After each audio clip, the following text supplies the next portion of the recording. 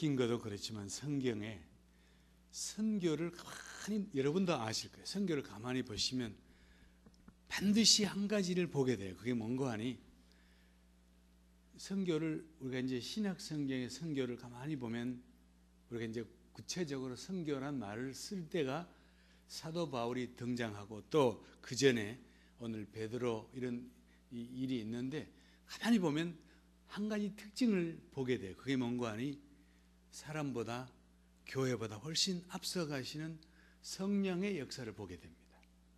성령이 훨씬, 다시 말하면 주님의 영이, 주님이 먼저 선교하세요. 굉장히 중요한 원리를 제가 봤습니다. 혹시 시간이 제가 봐서 시간 되면 하겠는데 일단 본문부터 먼저 얘기하고요. 스데반이 순교를 당했습니다. 여러분 아시는 것처럼 스데반이 순교를 당했다는 것은 예루살렘 교회가 핍박을 본격적으로 받는다는 것을 나타냅니다. 스데반이 죽으면서, 다시 말하면 그냥 상징적인 한 명이 이제 돌에 맞아 죽는데, 그 일 이후에 많은 이 유태의 그 예루살렘에 있던 그리스도인들이 흩어져요. 디아스포라, 흩어집니다. 흩어져 이제 도망을 피해서 간 성도들이 가는 곳마다 자기들이 딴 말 하지 않았어요. 여러분, 예수가 하나님의 아들이십니다. 예수가 십자가에 돌아가셨고 부활하셨습니다. 그게 그들의 메시지였어요. 그냥 많은 것 말하지 않고 정말 심플한 메시지인데, 그들이 전하는 메시지를 듣고 어떤 문제가 생겼는가 하니, 어떤 문제가 아니라 어떤 일이 생겼는가 하니, 이방인들 가운데 역사가 일어나는 거예요. 가는 곳마다 이방인들이 성령을 받고 회개하고 죽게 돌아오는 역사가 일어나는 거예요. 그러니까 예루살렘 교회에서 사람들을 보내요. 그리고 베드로도 나가요. 이게 어떻게 된 것인지 하고 베드로가 예루살렘을 떠나서 이 다른 지역으로 가는데, 베드로가 가는 곳마다 예상하지 못했던 일들이 일어나는 거예요. 병자가 일어나고 죽은 자가 살아나고 이런 일을 막 이방인 가운데 일어나는데, 그 유명한 고넬료 이야기도 거기서 나옵니다. 베드로는 이미 예루살렘에 있다가 밖으로 나가봤더니 성령께서 훨씬 앞서가시면서 너무나 많은 일들을 해놨다는 사실을 알게 되었어요. 그런데 이제 문제는 예루살렘에 있는 유태인하고 예루살렘 교회 지도자들은 지금 바깥에서 일어나는 일들은 몰라요. 그리고는 하는 말들이, 성경에는 할례받은 자들이 그랬는데 그냥 불신자들을 말하는 게 아니에요. 유태인으로서 기독교인이 된 사람을 말해요. 아직 유태인들은 they don't care. 그런데 여기 할례자들은 유태인으로서 예수를 믿고 구원받은 사람들을 말하고 있습니다. 그런데 그들이, 아니 이게 무슨 말이냐 이거지. 우리에게 주셨던 그런 일들이 저 더러운 이방인들에게 일어나다니 하고 인정을 하지 않았습니다. 베드로가 왔는데 이 할례받은 자들이 베드로를 비난하고 힐난하기를, 당신이 사도로서, 할례받은 유대인의 사도로서 어떻게 가서 이방인들하고 밥을 같이 먹고 같이 그렇게 희닥거리냐 이거죠. 그때 베드로가 자기 말을 해요. 나도 여러분과 똑같은 생각을 가졌는데 내가 이렇게 가봤더니 이런 일이 일어나고, 이런 놀라운 성령의 역사가 일어나고, 이방인들 가운데도 회개의 영이 역사가 일어나고 성령 받는 일이 일어나는데, 베드로의 결론은 내가 누구간데 하나님을 능히 맡겠느냐 이거죠. 하나님이 하신 일을 내가 어떻게 맡겠느냐, 이 말이 오늘 결론이에요. 제가 이 말씀을 드리는 이유가 있습니다. 저는 이제 아프리카에서 10년 반 선교하고 한국에 와서 한국 본부장 일을 12년 했습니다. 그러니까 나름대로 선교를 상당히 좀 오래 했다고 생각하고 있을 때 저에게 새로운 일이 주어졌어요. 여러분 아시는 것처럼 한국 사람들을 동원한 일은 넘겨주고, 혹 다른 나라, 한국 이외의 다른 나라 교회나 혹은 다른 나라에 있는 젊은 세력들을 선교 동원할 수 있는 이 일을 저희 단체가 저에게 맡겨주신 거예요. 여러분, 제가 지난번 언젠가 말씀드렸을 것도 같기도 한데, 제가 처음에 오퍼를 받았던 것이 미국 본부였어요. 미국 본부가 저희 보고 미국에 와서 미국에 있는 이 많은 한인 교회들하고 그리고 신학교들하고 그리고 미국 교회를 방문해서 선교사를 좀 동원했으면 좋겠습니다 하고 미국 본부에서 저희에게 미국에 와서 거할 수 있는 모든 서류들, 종교 비자를 받을 수 있는 모든 서류를 가지고 저에게 보내왔어요. 근데 그때 제 속에 정말 성령께서 주신 정말 특별한 어떤 인라이트라고, 이 깨달음이 왔는데,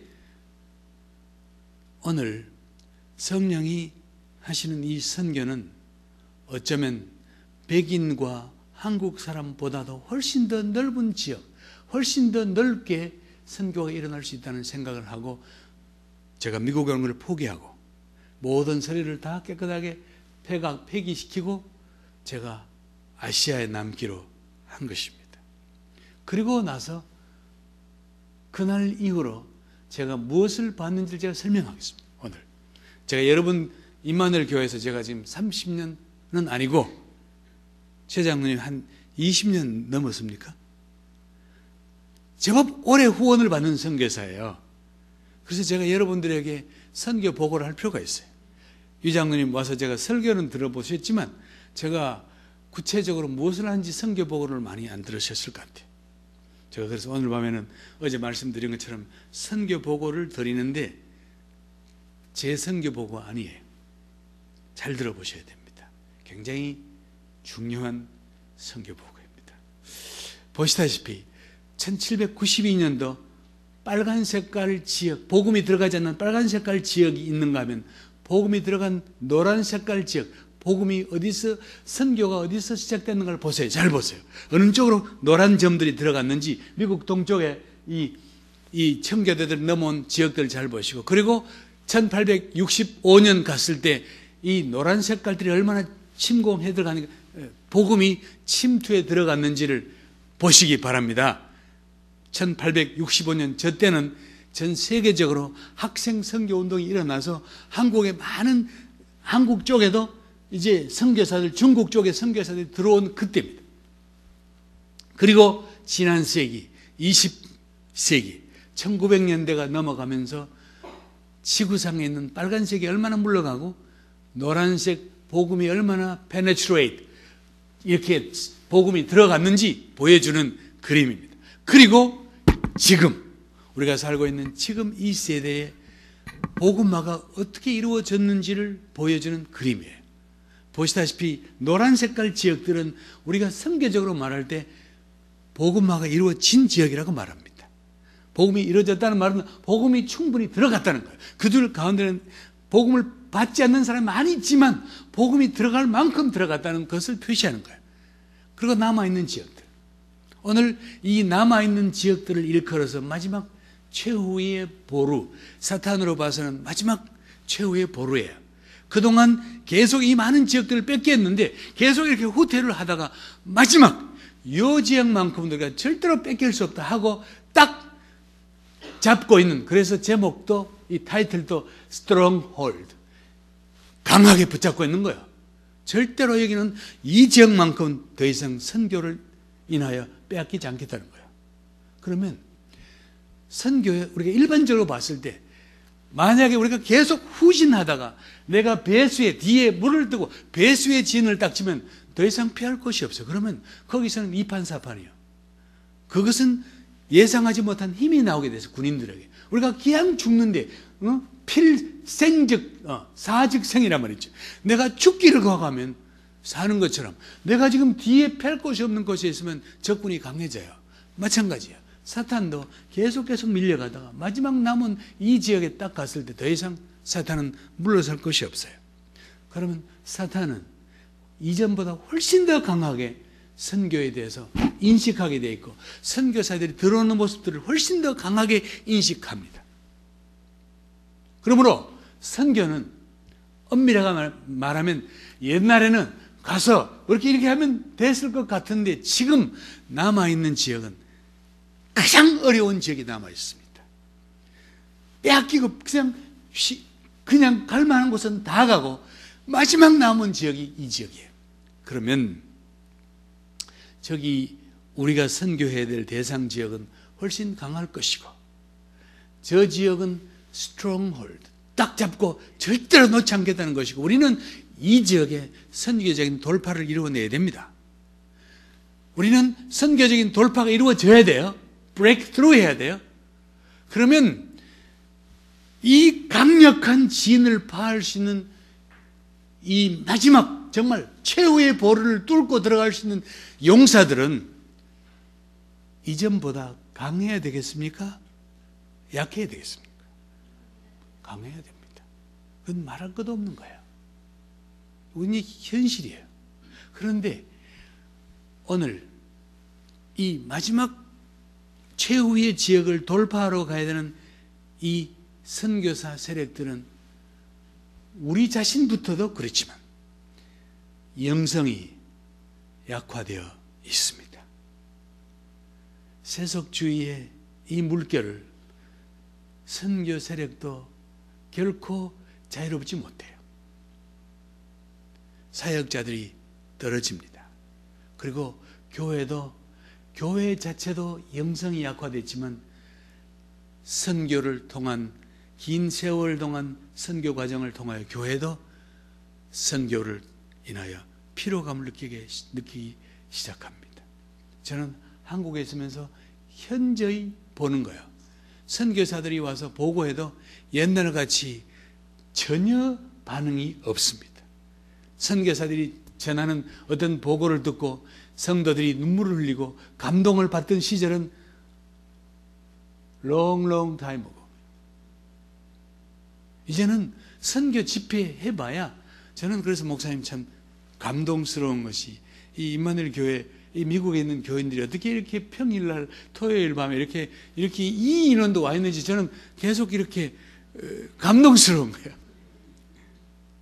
선교 집회 별로 관심이 없어요. 차라리 여기 와서 어떤 한류 스타가 누가 와서 막 간증하고 춤추면 그냥 자리가 미어 터지는데 선교사는 와봤자 별로 관심이 없어요. 교회가 선교에 대한 피로감이 있어요. 여러분, 한국 교회에 10년 만에 한 번씩 하는 인구 센서스가 있습니다. 10년 만에 한 번씩 하는 인구 센서스가 2005년도에 있었으니까 올해 2015년에 있습니다. 10년이 됐으니까. 한국 교회가 2005년도에 인구 센서스를 해봤더니 그때 당시에 한국 교회는 말하기를 우리 크리스찬들은 1200만이라 그랬어요. 여러분, 한국 교회가 다른 나라는 잘 모르겠고 한국 교회들이 성도의 숫자를 뻥튀기 하는 거 아시죠? 1200만 있다 그랬어요. 그런데 가장 정확한 통계는 통계청이 하는 통계가 가장 정확합니다. 인구 센서스라는 것은 집집마다 다니면서 가가호호 방문을 조사하는 게 인구 센서스예요. 거기서 봤더니 2005년도에 한국에 있는 크리스천들 숫자가 830만이에요. 그때 우리는 1200만이라고 그랬어요. 830만이에요. 830만 속에는 누가 포함되어 있느냐? 여호와의 증인, 통일교, 전도관, 신천지든 구천지든 다 포함되어 있는 숫자예요. 캐톨릭만 포함되어 있지 않았습니다.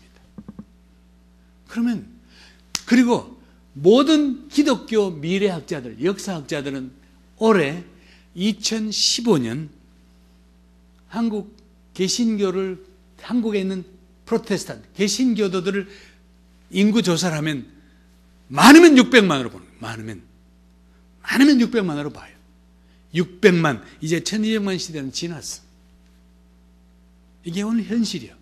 그리고 한국 교회 안에 이루어지는 모든 선교 행사들 중에 가장 많은 젊은이들이 가서 도전을 받고 또 대표적인 선교 행사가 선교 한국 미션 코리아 선교 한국 대회예요. 1986년도에 시작해서 저 행사는 매 2년 만에 하는데 처음 한 10년가량은 매 2년마다 참가자가 5배씩, 많을 때는 그 이상으로 늘어났습니다. 그런데 보시다시피 언제부턴가 인원이 줄기 시작합니다. 2014년 통계는 참가자가 2,000명이 안 되는 거예요. 그 전 2012년 대회가 5,000명이 넘었는데 2014년 미션 코리아는 토탈 참가자들이 1,900명이 안 되는 거예요. 여러분, 선교는, 선교사 세력은 그 당시의 교회의 영성과 절대로 반비례하지 않습니다. 선교사가 나온다는 것은 그 당시의 교회의 영성과 비례하게 돼 있어요. 유럽의 교회가 선교사가 나오지 않는 이유가 뭡니까? 유럽의 교회들이 영성이 메말라 없게 되면 안 나오는 거예요. 사람이 없어요. 없는 거예요. 없다는 말은 교회가 없으신다는 것이거든요. 선교사가 안 나오지. 오늘 한국 교회 영성이 떨어지는데 선교사가 나온다는 것은 그것은 넌센스입니다. 영성이 얼마인가를 떠나서 오는 선교사의 그 퀄리티, 영적 퀄리티가 이전 같지가 않다는 거예요. 뭐 이전을 해봤자 무슨 대단하겠습니까? 많은 그래도 선교사에게는 내가 선교사로 간다는 이 사실이 적어도 부름받아 나선 이 몸 어디든지 가오리다. 아골골짝 빈들에도 복음 들고 가겠습니다. 이름 없이 빛도 없이. 이게 선교사로 가는 사람들에게 마치 그냥 뭐라 할까요? 그렇게 불렀던 노래입니다. 찬양입니다. 없어요. 저는 한국에서 지금 보고 있지 않습니까? 이런 통계들이 현상으로 나타나는 거예요. 영성도 떨어져. 숫자도 떨어져. 그러면 오늘 우리가 던지는 질문, 그러면 선교는 어떻게 할 것이냐? 그러면 자, 유럽에 있는 모든 새로운 선교사들은 들어지 마이너스 정도가 아니에요. 저희가 한국에 처음 들어왔을 때 우리 단체에서, 우리 단체는 영국에서 나온 단체 아닙니까? 영국이 우리 단체의 모 본부예요. 영국 분들이 500명 가량이 됐어요. 그러더니 숫자가 계속 줄어서 지금은 300명이 채 안 돼요. 한국이 오히려 500명이 넘어서 가는 거예요. 한국 출신 외국 선교사들이. 숫자가 바뀌었어요. 근데 이제 보시다시피 한국의 외국 선교사들도 한국에 있는 모든 선교단체들 중에 특별히 국제단체 중에는 외국이 늘 가장 많은 선교사들을, 새로운 선교사를 뽑았어요. 1년에 보통 5, 60명, 많을 땐 70명 이렇게 새로운 선교사를 뽑아드렸어요. 그런데 보시다시피 선교사 숫자가 어떻게 감소하나 보시라고요. 오늘 이런 모든 현상들은 한국교회의 영성과 선교적인 미션 무브먼트의 어떤 그 바로메터입니다. 그러면 오늘 이 상황에서 오늘 우리는 그러면 주님은 어떻게 하실까? 어떻게 하실까 하십니까, 여러분? 주님은 선교는 해야 되는데, 선교는 이어져 가야 되는데, 그럼 여기서 주님, 아유 안 되겠네, 그럼 취하보라, 선교 안 되겠네, 이렇게 주님이 그만두실까요, 여러분? 오늘 보시다시피 서구 선교사가 비서구 선교사의 숫자는 이미 역전이 되어가는 그 이상이 되었습니다. 크리스천도 마찬가지고요. 오늘 그동안 우리 많은 교회들이 미전도 종족에 가서 복음을 증거해야 된다 하고는 최전방에 선교사를 보냈습니다. 중요한 일입니다. 맞습니다.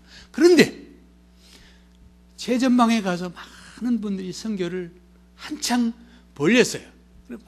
한창 벌려서 선교를 했는데 겨우 가서 현지 말을 배우고 현지 문화를 배우고 현지에 적응할 때쯤 됐을 때 그 선교사에게 다가온 결과가 무엇이냐? 추방이라는 카드가 나타났습니다. 중국 재작년부터 3년인가요?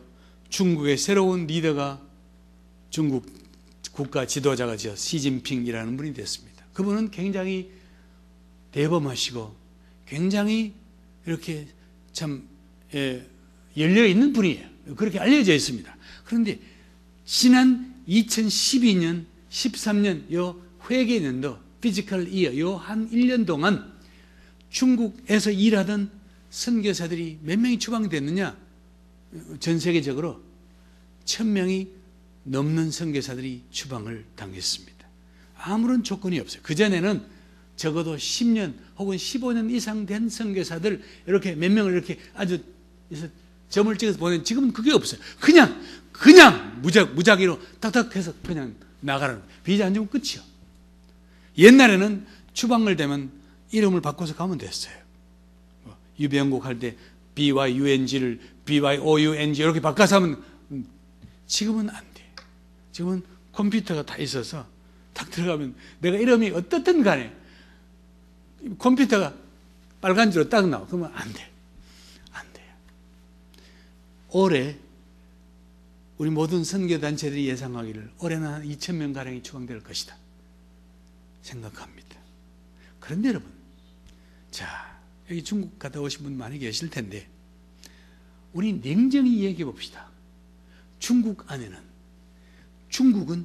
1948년도에 중국이 일하던 모든 선교사들이 추방을 당했어요. 추방당했습니다. 그리고 남아있는 크리스찬들이 한 150만 명이 됐다고 생각합니다. 그리고는 긴 세월도 아니에요. 선교사들이 다 추방되고 난 뒤에 40년이 지나고 난 1990년대에 중국이 다시 열렸어. 선교사가 없는 가운데 성경도 다 이렇게 다 회수돼서 성경이 다 모택동의 어록으로 다 바뀌어지고 한 이 상황에서 150만 명의 크리스찬들이 40년 동안 기독교인들이 100명으로 줄었습니까? 상황이 어떻게 바뀌었죠? 9천만 명, 8천만 명의 기독교인으로 불어나 있었습니다. 선교사 없는 가운데. 자, 오늘 전 세계에서 복음주의, 다시 말하면 개신교, 복음적인 개신교 성도들을 가장 많이 갖고 있는 나라가 어느 나라입니까? 중국입니다. 중국 안에 아무리 적게 통계를 잡아도 1억 명이 넘는 개신 크리스찬들이 있습니다. 여러분, 중국 선교를 가장 잘할 수 있는 사람들은 누굴까요? 왜? 중국 사람들이에요. 중국 사람들이 가장 잘 할 수 있습니다. 자, 유펜은 아이비리그 학교입니다. 여기 펜실베니아 필라델피아에 조금 전에 우리 이집사님 오면서 제보고 저는 오늘 처음 알았는데 유펜이 있어요. 드렉셀이 있습니다. 템플 대학이 있습니다. 또 한 개 있죠. 또 한 개 유명한 대학이 있죠. 제퍼슨. 자, 4개 대학이 이 도시에 있어요. 제가 뉴질랜드에 갔더니 하밀턴이라는 조그만 도시가 있는데 하밀턴 전체 인구가 2만 명이 안 돼요. 시 인구가. 그런데 그 도시에 유학 와 있는 중국 유학생이 몇 명이냐? 8,000명이 와 있어요.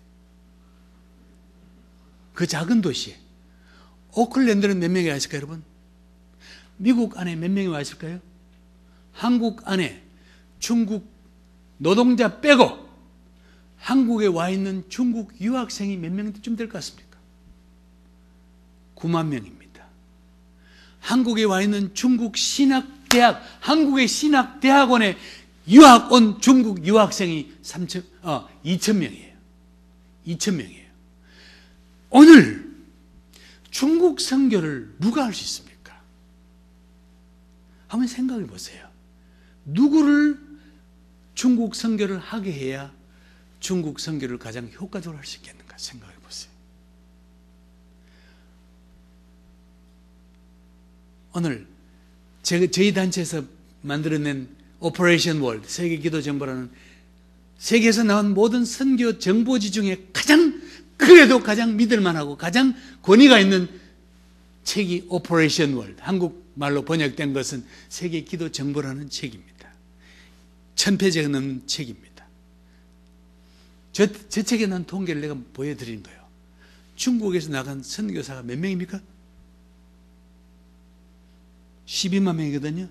근데 문제는 예루살렘 교회가 이방인들에게 기적이 일어났다니까 믿지 않는 것처럼 오늘 기존의 선교 세력이나 교회나 선교 단체들이 중국 안에서 중국 출신 선교사들이 12만 명은 아니에요. 중국 사람은 선교사 아니래요. 그럼 누가 선교사입니까, 여러분?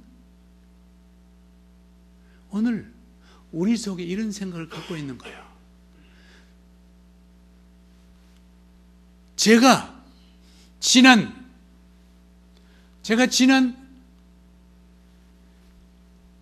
우리 언제 중국 갔어요, 여보?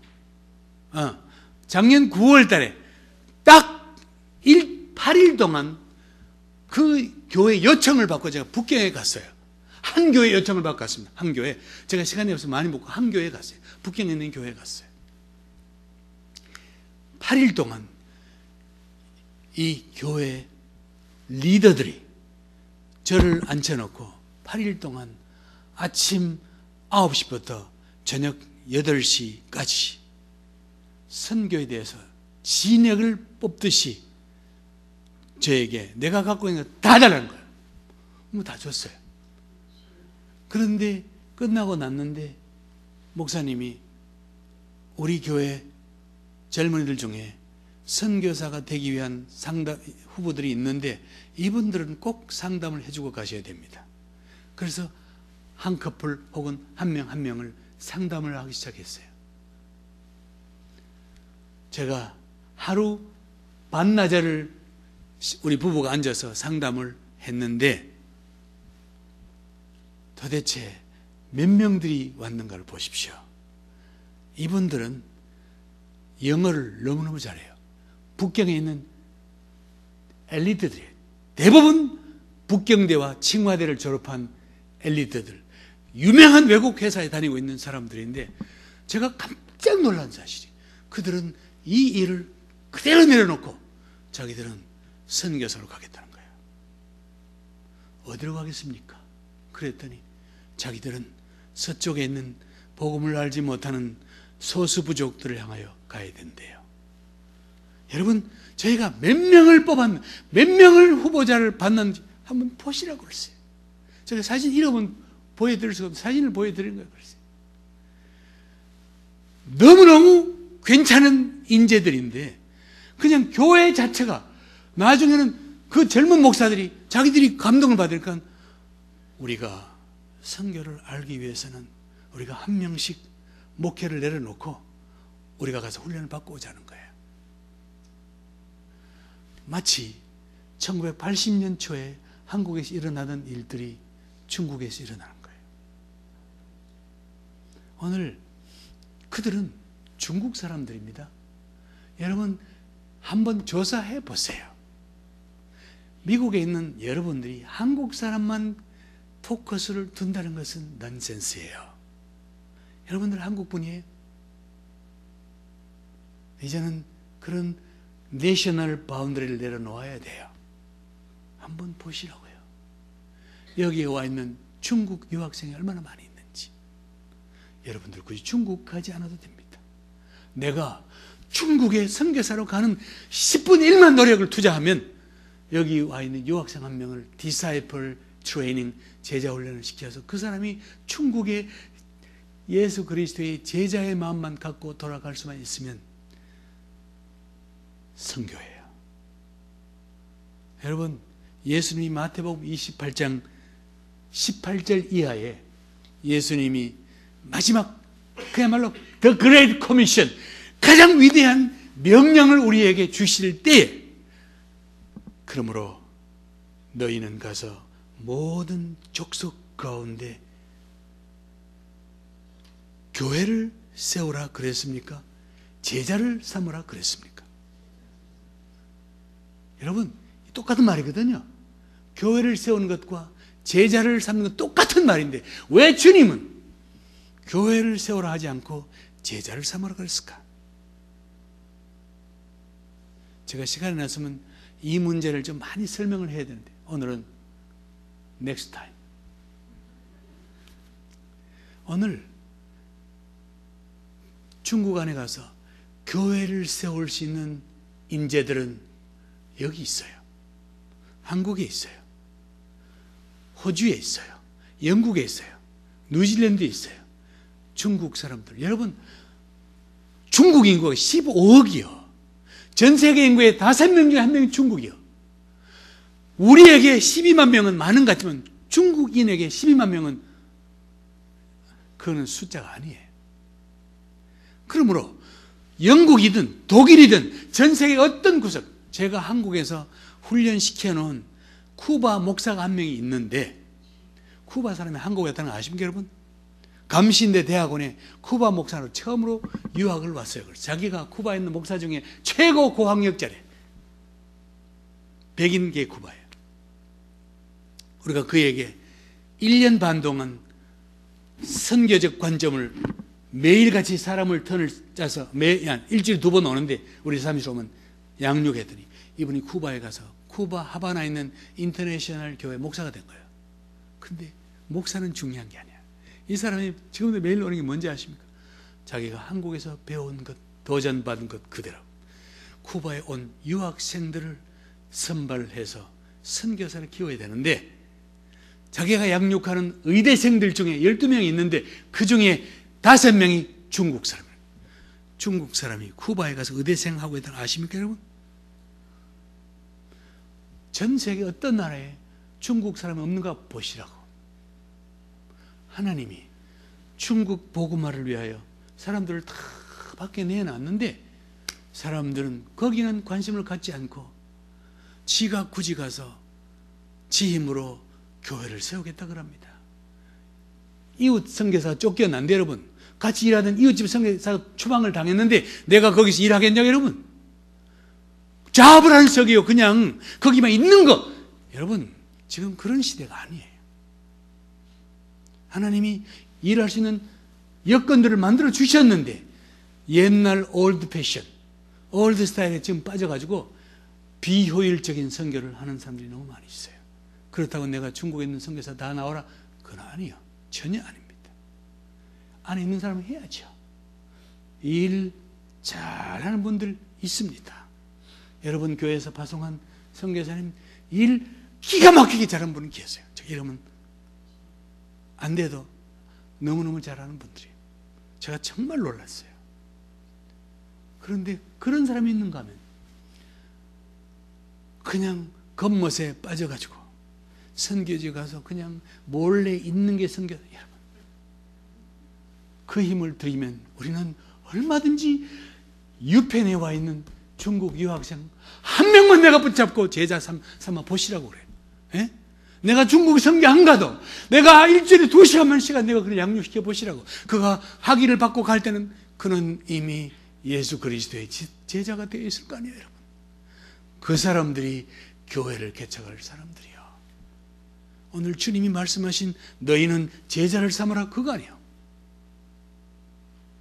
오늘 그래서 저희가 중국 일하던 아주 중국 일하던 선교 우리 선교사 중에 그래도 좀 중국말을 잘하고 좀 표현이 그렇지만 또리또리 일하던 사람들 몇 명을 우리가 중국 본토에 있는 분들을 불러냈어요. 그리고는 어디다가 베이스를 만들었느냐? 저 태국 북쪽에 있는 치앙마이 거기다가 훈련센터를 만들었어요. 목적은 중국 안에서 중국 사람들 중에 반드시 해외로 나갈 국제용이 있어요. 해외용. 이들은 중국 본토용과는 다른 훈련을 받아야 돼요.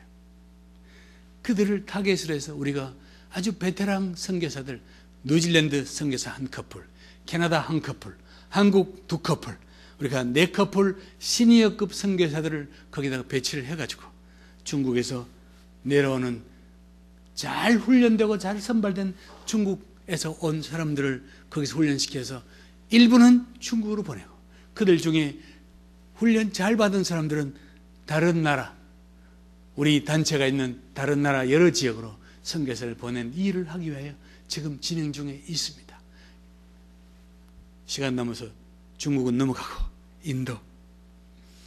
여러분, 저기 인도예요. 보시다시피 위에 빨간색은 힌두교와 모슬렘들이 점령한 지역이에요. 비기독교인들이 있는 지역들이에요. 근데 노란 색깔, 주홍 색깔 이런 색깔들은 기독교인들이 정착해 있는 기독교 지역들이에요. 인도. 그런데 여기 보면 어떤 도표가 있는 거 아니? 전 세계에서 그 지도가 어디 갔어?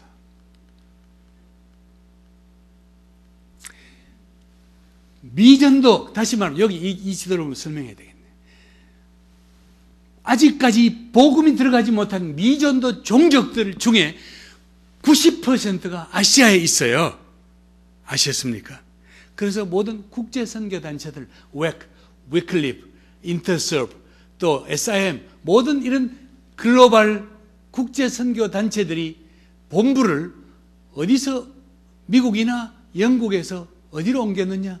싱가포르와 말레이시아로 옮겼습니다. 왜? 앞으로 남아있는 선교지가 여기니까.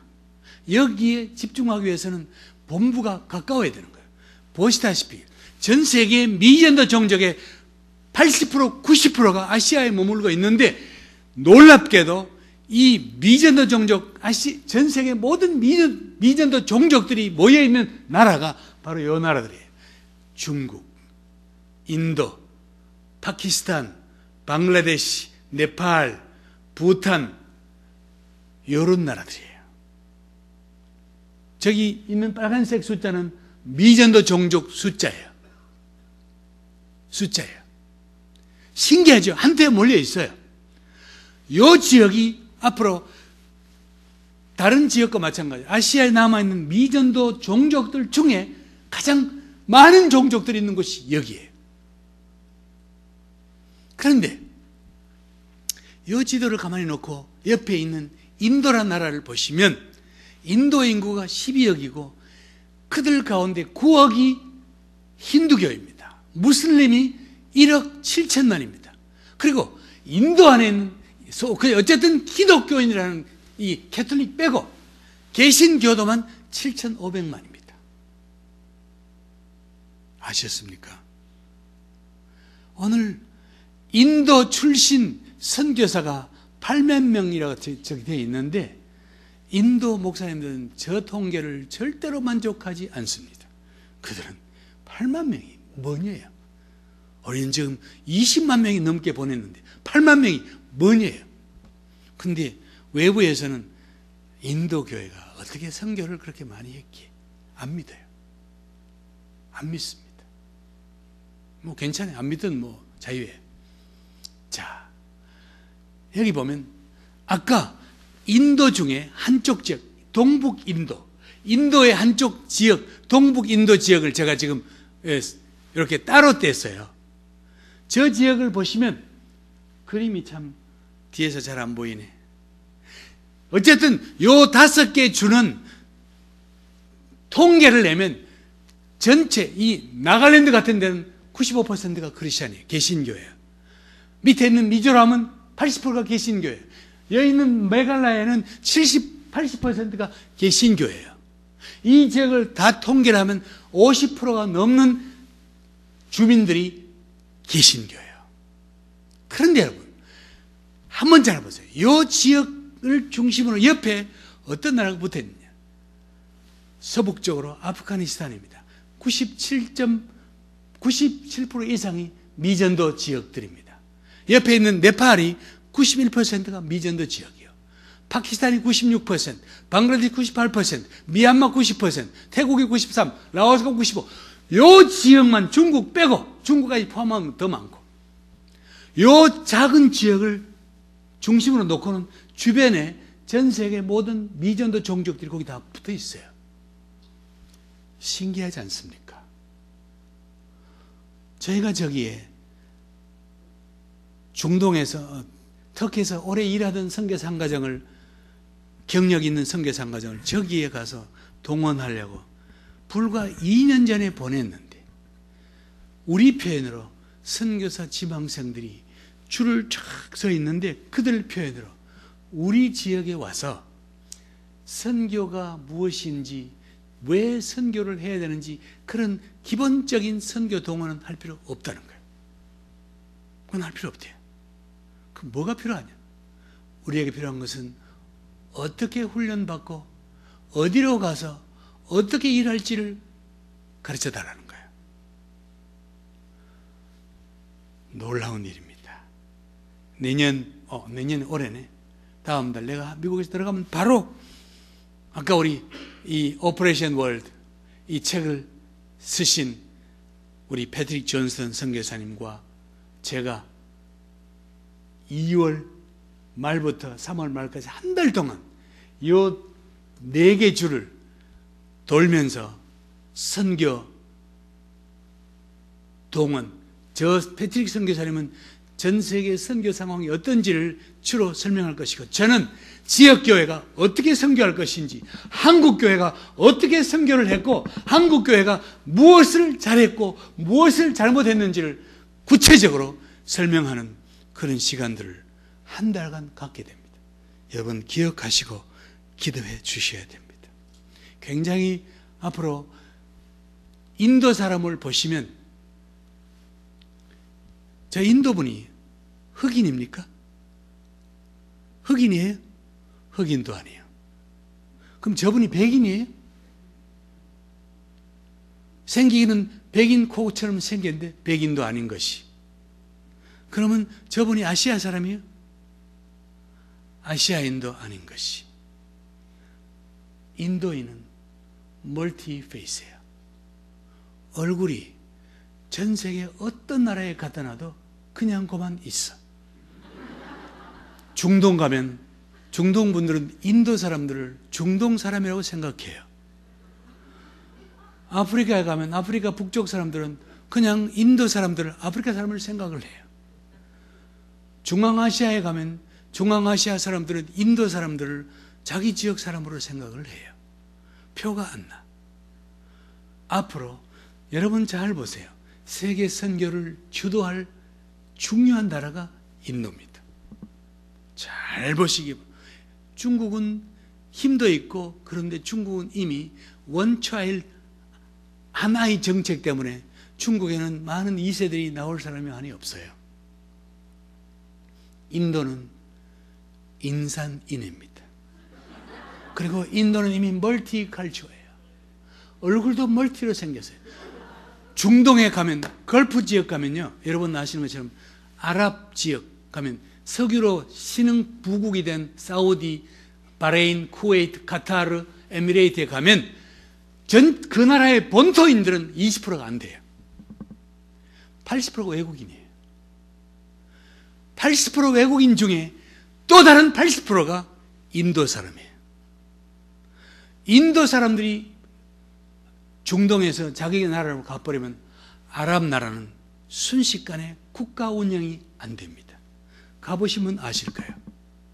오늘 아랍 복음화를 할 수 있는 중요한 인물들이 인도 사람들이에요. 잘 보시기 바랍니다. 하나님이 왜 이 한 민족을 이렇게 만들어 놓으셨는지.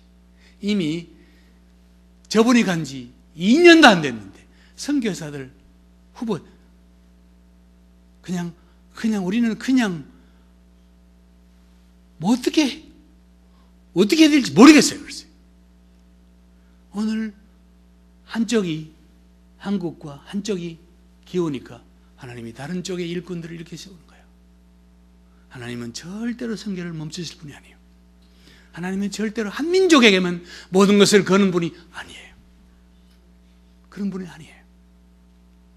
오늘 저 소중한 일꾼들 정말 한 명 한 명 다 스토리가 있어요. 그래서 제가 어떻게 저 다 설명하겠어요, 여러분? 시간이 없는데. 필리핀 인구 중에 8천만인데 1200만 명이 해외에 나가 있어요. 해외에 나가 있어요. 들어보셨죠? 필리핀 사람들은 매일같이 5천 명의 일꾼들이 해외로 나가요. 매일같이. 매일 5천 명이 해외로 나가요. 그냥 놀러 가는 게 아니고 노동자로 나가요.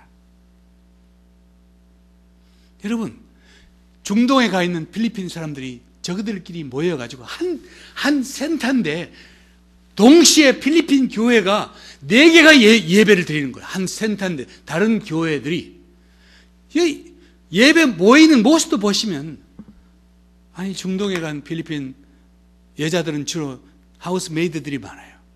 그러니까 중동의 아랍 사람들이 아기를 놓으면 자연스럽게 필리핀 아줌마들이, 아가씨들이 아기를 얻고 키우는데 그냥 입에 익어서 복음성가를 맨날 I have decided to follow. 이 아랍 아이들이 자라면서 맨날 난이 보고 이것만 들어가지고 그 아랍 아줌마 엄마들이 필리핀 난이를 때리고 막 했는데, 때려봤자 때리면 예수 나오니까 감옥에 갔다도 또 하고.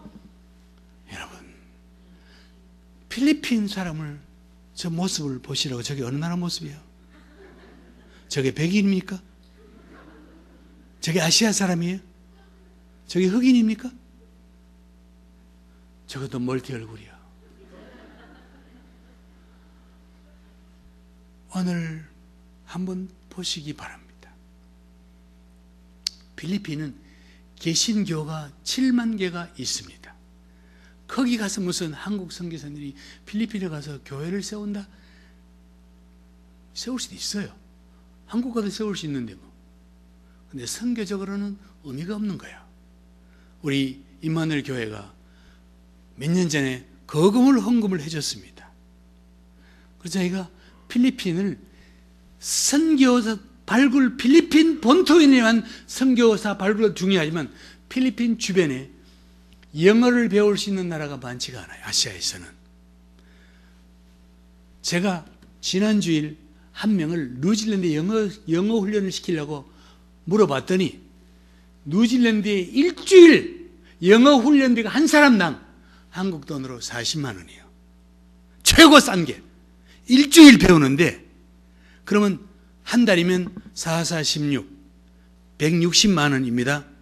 영어만 배우는데 부부면 320만 원이 들어가요. 집값 밥값 빼고.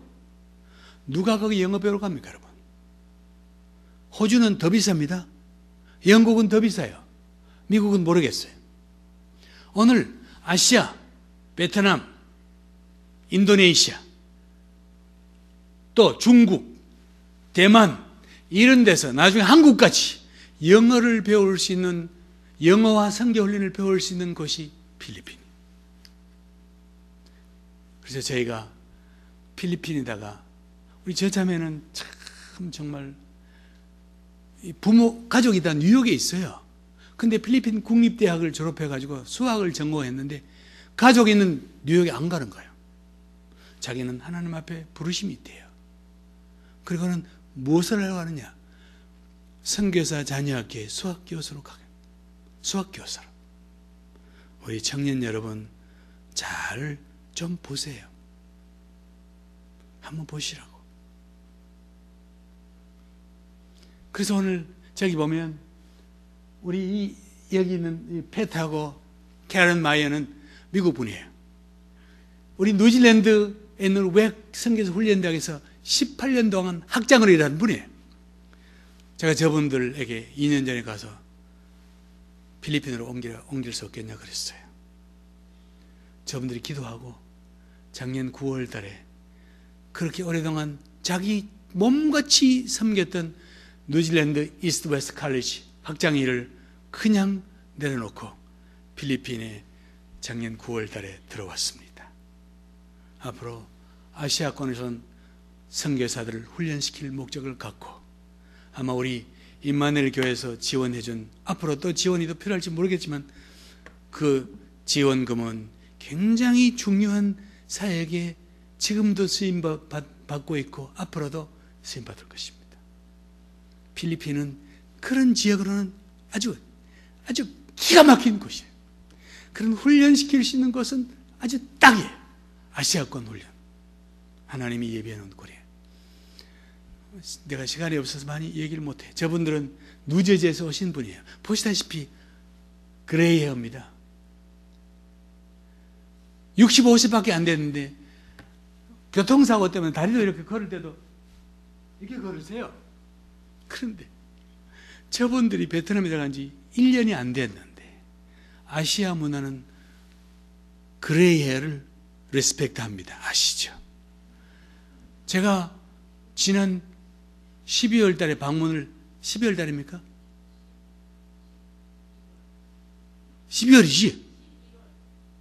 Are you sure?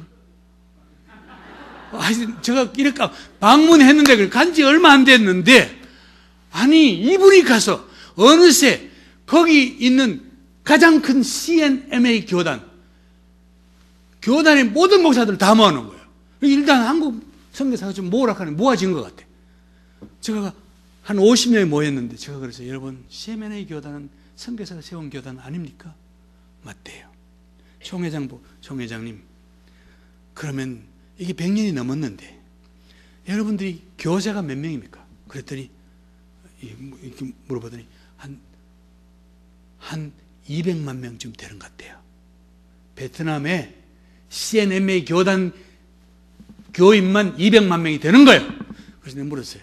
목사님 그러면 200만 명 선교사들이 세운 교단 200만 명 중에 선교사를 몇 명 보냈습니까?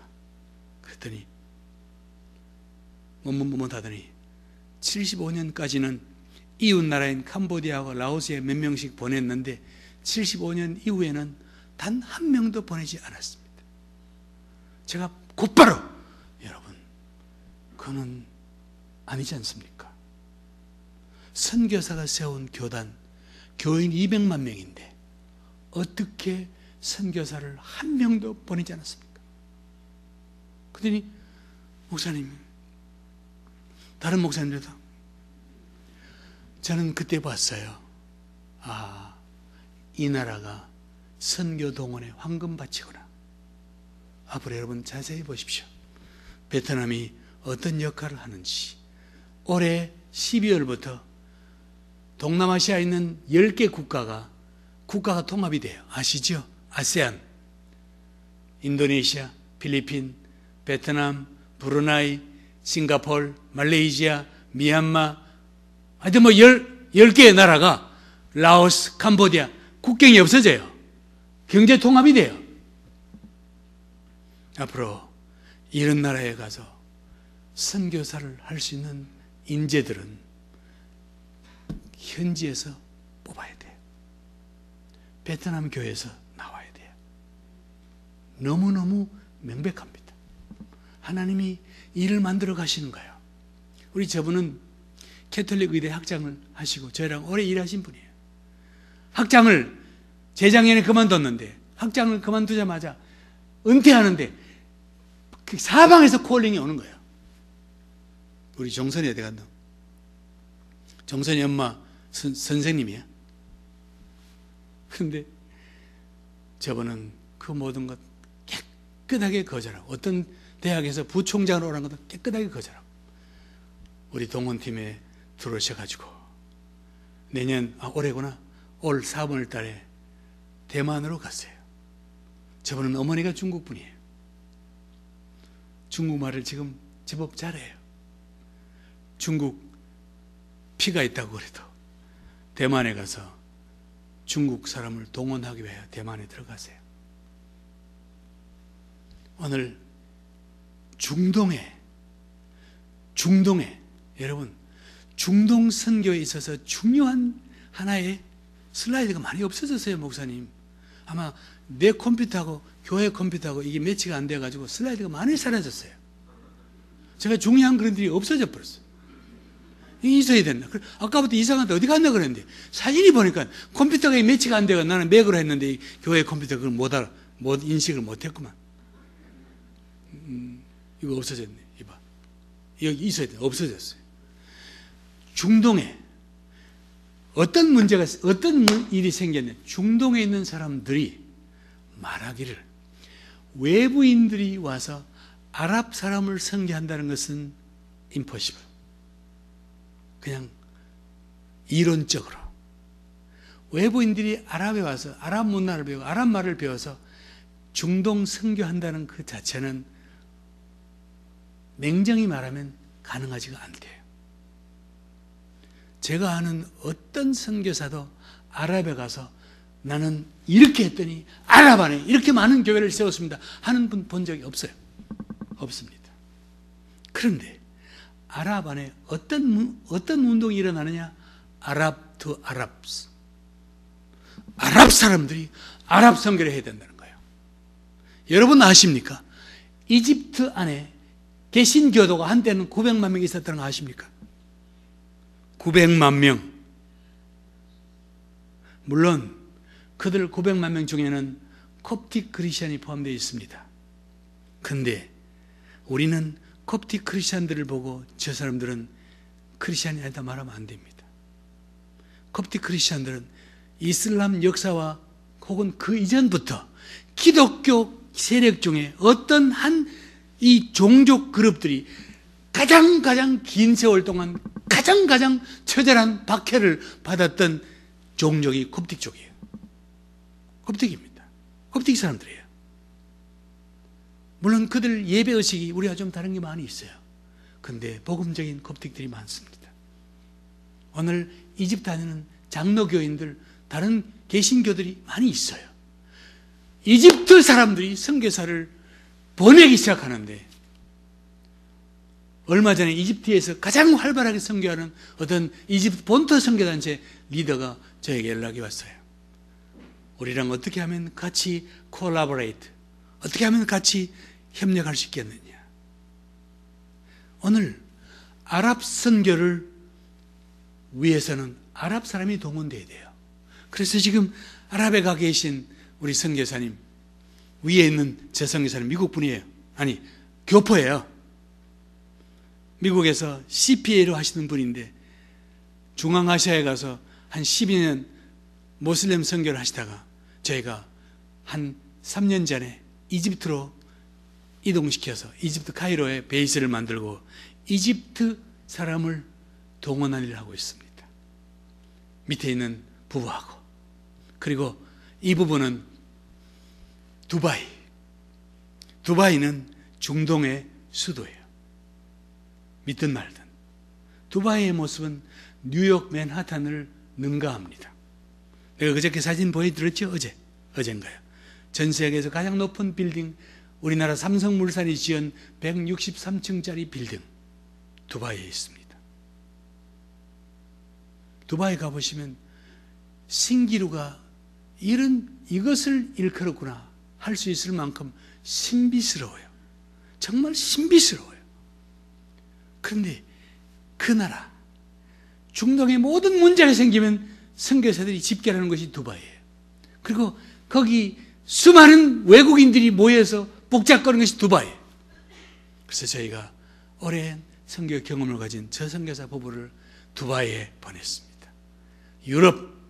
마지막 유럽은 저기 파란 색깔 칠해 있는 나라들이 유로피안 커뮤니티, 유로피안 유니언, EU에 속해 있는 유럽 공동체 나라들입니다. 그리고는 여기 발칸 반도의 몇 개 나라와 북쪽에 있는 노르웨이와 스위스만 EU가 아니에요. 그런데 이 나라들 중에, 유럽 나라들 중에 선교사가 나올 수 있을까? 있습니다. 어떤 나라일까요? 한 나라가 있습니다. 루마니아입니다. 제가 작년 9월 달에 루마니아에 갔는데 저희는 가서부터 올 때까지 놀라고 또 놀라다가 왔습니다. 하나님이 이곳에 이 민족, 이 교회들을 예비시켜 놓으셨구나.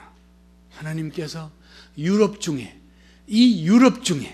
가장 라틴 말을 가까이 하는 루마니아 교회를 예비시켜 놓으셨더라고요. 앞으로 유럽에서 선교사가 나온다면, 제가 갔던 교회들입니다. 유럽에서 선교사가 나온다면 루마니아예요. 한번 잘 보시기 바랍니다. 오늘 제가 불과 한 3개 도시밖에 못 갔는 시간이 2주일도 못 갔기 때문에 정말 올해 6월 달에 저랑 우리 패트릭 존슨이 다시 올 6월 달에 3주간 동안 루마니아 교회들을 방문해서 거기는 선교를 도전해야 돼요. 기도해 주시기 바랍니다. 루마니아 교회 앞으로 선교를 어떻게 하시나 보시라고. 그리고는 아프리카, 마지막 하고 마칩니다. 아프리카에는 많은 나라들 중에 유독 밑에 노란 색깔 지역들은 이미 복음이 다 들어간, 여기 밑에 노란 색깔, 주황 색깔 지역들은 평균 기독교인 퍼센테이지가 캐톨릭과 합치면 80%가 넘습니다. 개신교만 한국의 몇 배예요? 케냐 같은 나라는 개신교도만 자그마치 1,500만 명이 있습니다. 오늘 이 남쪽 빼고 유독 색깔이 아주 진하게 칠해져 있는 나라가 보이죠? 한 나라만 제가 예를 들겠습니다. 소말리아입니다. 소말리아는 정부도 없고 선교사도 들어갈 수가 없고 주민들은 99.9%가 순니파 정통 이슬람 교도들이 살고 있습니다. 저들은 어떻게 복음을 듣습니까? 선교사가 들어가지 못하고 정부가 없으니까 비자도 받지 못합니다. 들어가지 못해요. 소말리아 하면 여러분들이 기억나는 것은 해적만 생각나시죠? 해적이 소말리아가 다가 아니에요. 소말리아에도 좋은 사람이 많이 있어요. 어쨌든 그런데 제가 무엇을 얘기해 주고 싶은 거 아니, 소말리아 옆에 가만히 보시면 옆에 이디오피아라는 나라가 있어요. 그 밑에 케냐라는 나라가 있어요. 이게 컴퓨터가 바뀌다 보니까 폰트가 다 틀려져가지고 지금 글자가 안 보이게 돼 있어. 이 케이블이 연결되어 있으면 내가 컴퓨터 여기 딱 갖다 놓고 그냥 내가 직접 해야 되는데 그만 이렇게 뭐 하여튼 어쨌든 이미 지나간 거 할 수 없네. 뭐 봐도 잘 보이지 않네. 이게 소말리아인데 이게 탄자니아고 모잠비크고 우간다입니다. 보시다시피 케냐에는 83%가 기독교인데 그 중에 60%가 개신교도예요. 예? 옆에 이디오피아는 61%가 기독교인데 그 중에 20%가 개신교예요. 우간다, 루안다, 탄자니아, 모잠비크 다 개신교가 우리나라의 2배가 넘습니다. 그런데 중요한 거, 여기 이디오피아, 케냐, 탄자니아, 모잠비크 동부 해안 지역에서 통용되는 원어민 언어가 있는데 그게 뭔가니 스와힐리어예요. 스와힐리어는 이디오피아의 깊숙한 내륙까지 통용이 되는 아프리카 토종 언어입니다. 백인들이 와서 국경을 끊기 전에 그들이 썼던 언어예요. 스와힐리족 언어입니다. 여러분, 미국하고 멕시코하고 국경에 가면 제가 알기로 옛날에는 철조망이 없었다고 들었습니다. 맞습니까? 지금은 있겠죠. 그러니까 이 부자 나라도 그 국경 지방에 철조망을 우리는 휴전선처럼 다 놓기 힘드니까 막 그냥 허름하게 했더니 멕시코 사람들이 그렇게 많이 미국으로 이렇게 뭐라 합니까? 밀 줄 아나? 밀입국 했잖아요. 지금 막았겠지만. 그런데 아프리카는 여러분 가보시면 알죠. 아프리카는 차가 다니는 것이 국경이요. 길이 없는 것은 그냥 붓이요. 그냥 왔다 갔다 해요. 오늘 이 소말리아에 같은 말을 쓰는 스왈리 사람들, 케냐 사람, 이디오피아 사람, 탄자니아 사람들이 만약에 선교적인 부르심을 받고 소말리아에 들어가면 굳이 외부 선교사가 가서 얼굴도 다르고 말도 다르고 그 문화도 다른 사람 가서 버벅거리지 마시고 여기 있는 선교사들을 교회를 일컬어. 이디오피아계에는 기독교인만 1,500만이 있다네. 1,500만. 이 교회를 들쑤셔가지고 그들로 하여금 선교하게 하는 것이 선교 아니에요, 여러분. 그게 선교 아니에요. 그런데 많은 경우에는 선교사님들은 기존에 있는 교회는 자꾸 제쳐놓고 자기가 가서 직접 지가 하려고 하는 거예요. 그거 그냥 객기를 부리는 거예요. 거기 있는 교회로 하여금 어떻게든 선교하도록 해주는 것이 지혜로운 방법이에요. 그게 저비용 선교예요. 비자 문제도 없어요. 언어 문제도 없어요. 문화 문제도 없어요. 오늘 여기 보면 이 지역에 모여있는 개신교도만 7,200만이에요. 소말리아 전체 인구가 1,000만밖에 안 됩니다. 7,200만 명이 1,000만 명을 그냥 안아도 안겠구만. 안 그렇습니까, 여러분? 오늘 우리의 역할은 어떻게 하면 여기 주변에 있는 나라들에게 가서 선교를 도전해가지고 선교를 미션 플란트 해가지고 그들로 하여금 let them do it. 그들이 할 수 있도록 해주는 게 선교 아니에요, 여러분. 하나님이 다 이렇게 길을 열어놓으셨는데 우리는 여전히 50년 전, 70년 전 그 올드 패션을 가지고 낡아 빠진 포도주 가죽 부대에다가 새 포도주를 자꾸 담으니까 그게 담겨질 리가 있습니까, 여러분? 하나님은 이미 저만큼 앞서가시는데 우리는 여전히 옛날 방식 갖고 가는 거예요. 될 리가 있나 그러세요. 오늘 새 술은 새 부대에 담는 거예요. 주님이 앞서가시면서 이 상황들이 한국이든 유럽이든 이미 교회가 그냥 내리막길 가는데 하나님께서는 다른 지역에 다 문을 열어놓으셨는데 여전히 한국 교회는 선교하면 우리 이렇게 했어. 이렇게 했대요. 성령에 맞춰가는 게 선교입니다. 성령이 움직여가는 방향 따라 가는 게 선교예요. 우리가 조금만 눈을 떠서 보면 주님이 하신 것이 눈에 보이게 돼 있습니다. 저 설명들이 많은데 넘어갑시다. 그래서 제가 지금은 고비형 선교를 어떻게 하면 고비형 선교를 지향을 할 것, 지향이 아니고 지향을 할 것인지, 그리고는 2, 3세계 교회와의 선교연합이 일어나야 돼요. 임마누엘 교회가 한국인에게만 포커스를 하는 그런 스타일은 올드 패션입니다. 미국에 있는 임마누엘 교회는 이미 인터내셔널 처치의 역할을 해야 돼요. 여기 와 있는 모든 나라 사람들을 두루두루 살펴보시라고요. 여러분들이 조금만 노력을 기울이면 여기 가운데 제자를 양육할 수 있는 사람이 없는지를 보시라고요. 그래서 그들로 하여금 자기 나라에 가서 교회를 개척할 수 있는 일꾼을 만들어 보내는 그 일, 하나님이 하도록 다 만들어 주셨는데, 제가 한국에 들어와 있는 유학생이 그렇게 많다고 9만 명이 와 있는데 중국에 추방된 한국 선교사님 보고 이거 중국에 있는 한국에 와 있는 중국 유학생 사역하라 그러니까 하고 싶은데 교회가 한국에 있는 선교사가 무슨 선교사냐 하고 선교비를 딱 끊어버려요. 이런 올드 패션을 가지고 선교를 어떻게 한다는 거예요, 글쎄요, 여러분. 예?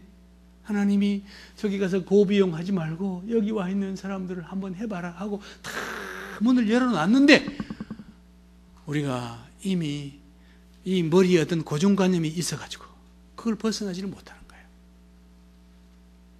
오늘 임마누엘 교회 2015년을 시발로 해서 앞으로 선교의 어떤 새로운 역사를 만들어 가시기를 부탁합니다. 한번 보십시오. 필라델피아에 한번 보시라고요. 얼마나 많은 기회가 있는지 내일 아침에 제가 이어서 얘기하겠습니다. 한번 보시라고요. 마지막으로 제가 일하는 사역자만 잠깐 소개, 아까 봤지만 나오네. 이게 우리 본부에 있는 사역자들, 우리 IMM 서울 본부에 있는 저희가 이걸 시작한 지 4년 됐어요. 근데 이미 사역자들이 50명이 넘었어. 여기 있는 우리 이분들은 우리 외에게 들어오신 지 50년이 되신 분이에요. 정말 전설 같은 분이세요. 아직 쟁쟁하세요. 70이신 쟁쟁하세요. 저분들이 그 먼 뉴질랜드에서 오셔가지고 우리 일을 돕겠다고. 보시면 한국뿐만 있는 게 아니고 외국분도 몇 명이 있어요. 우리 서울 우리 IMM 본부에 있는 사람들입니다. 그리고 아까 보신 필리핀 지부, 그리고 동아시아 태국에 있는 우리 선교사들 모습들입니다.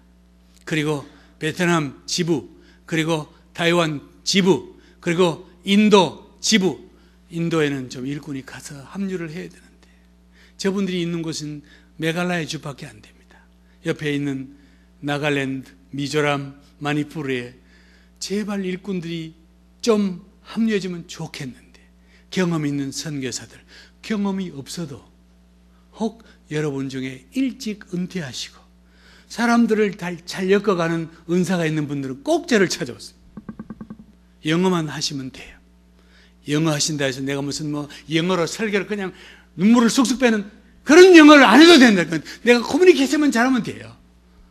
브로큰 콩글리시도 괜찮다니까 그러죠. 저를 찾아오십시오. 일할 것은 많아요. 이집트, 걸프, 동유럽, 그리고 동아시아,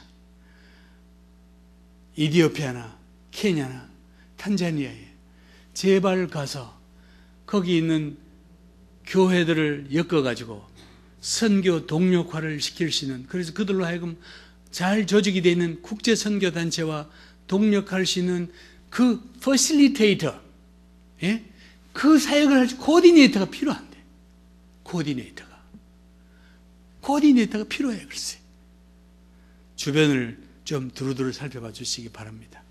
제가 지난 10월달 태국에서 우리 IMM 국제선교 동원팀 총회를 했을 때 사진입니다. 보시다시피 온 세계 여러 나라 사람들이 다 이렇게 이미 한 팀이 돼서 중요한 사역을 하는 우리 소중한 우리의 동력자들입니다. 기억해 주시고 앞으로 임마누엘 교회도 선교의 지경을 좀 글로벌하게 넓혀 주시는 여러분 되시기를 예수님 이름으로 부탁합니다. 기도하겠습니다. 사랑하는 주님, 이 밤에 저희들에게 세계 선교를 잠깐 볼 수 있는 시간을 주신 것 감사합니다. 우리의 안목을 열어주시고 우리의 눈을 밝혀주셔서 성령 하나님의 선교 행전에 저희들 동참케 하여 주옵소서. 예수님 이름으로 기도합나이다. 아멘.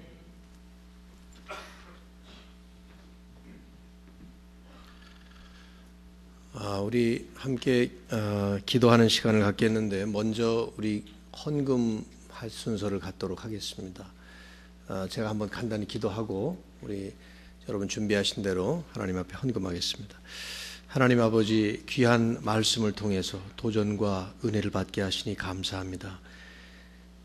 온 세상 모든 민족을 바라보시며 우리 하나님이 섭리하신 하나님의 거대한 이 구속의 역사 속에, 또 선교의 드라마 속에 저희들을 이 시점 이 자리에 세워주시고, 또 하나님께서 가지고 계시는 귀한 생각들을 선교사님을 통해서 우리 한 사람 한 사람의 마음과 또 일치시켜 주셔서 이 시간에 저희 각자 한 사람 한 사람에게 합당한 은혜와 도전을 주심을 감사드립니다.